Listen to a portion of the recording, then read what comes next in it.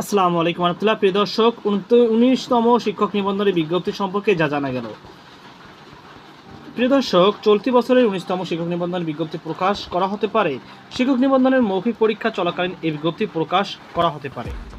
সোমবার 27শে মে বেসরকারি শিক্ষক নিবন্ধন ও প্রত্যয়ন কর্তৃপক্ষ এনটিআরসির একাধিক কর্মকর্তা দ্য ডেইলি ক্যাম্পাসকে তথ্য জানায়। এ বিষয়ে এনটিআরসির সচিব ওবায়দুর রহমান দ্য ডেইলি ক্যাম্পাসকে বলেন, 19তম শিক্ষক নিবন্ধনের বিজ্ঞপ্তি নিয়ে কোনো সিদ্ধান্ত হয়নি।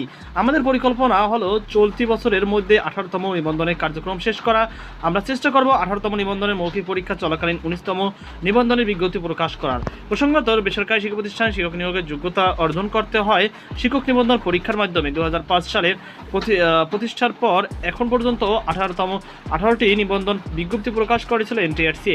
এই নিবন্ধন সনদের মাধ্যমে 1 লাখের বেশি প্রার্থীকে বিভিন্ন প্রতিষ্ঠানে নিয়োগ সুপারিশ করা হয়েছে। তো প্রিয় দর্শক, এই ছিল আমার সর্বশেষ আপডেট।